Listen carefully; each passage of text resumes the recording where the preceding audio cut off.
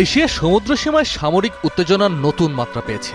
একদিকে চীনের চিংদাও উপকূলে শুরু হয়েছে চীন ও রাশিয়ার নৌবাহিনীর যৌথ মহড়া, অন্যদিকে তাইওয়ানের চারপাশে রেকর্ড সংখ্যক চীনা যুদ্ধজাহাজের উপস্থিতি দেখা গিয়েছে। পরিস্থিতি মোকাবেলায় ২৫ বছর পর আবারও সামরিক বাহিনীতে কমিউনিস্ট বিরোধী প্রশিক্ষণ শুরু করেছে তাইওয়ান।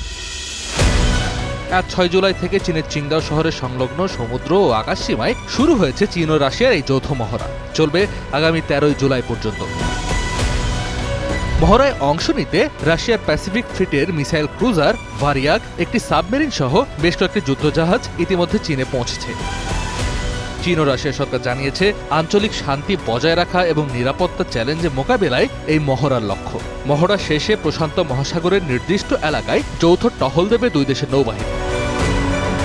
বিশ্লেষকদের মতে, এশিয়া প্যাসিফিক অঞ্চলে যুক্তরাষ্ট্র ও তার মিত্রদের সামরিক উপস্থিতির পাল্টা জবাব দিতেই বেইজিং ও মস্কো তাদের কৌশলগত সম্পর্ক জোরদার করেছে। এদিকে ঠিক একই সময়ে তাইওয়ানের জলসীমার চারপাশে চীনা নৌবাহিনীর তৎপরতা অস্বাভাবিকভাবে বেড়েছে।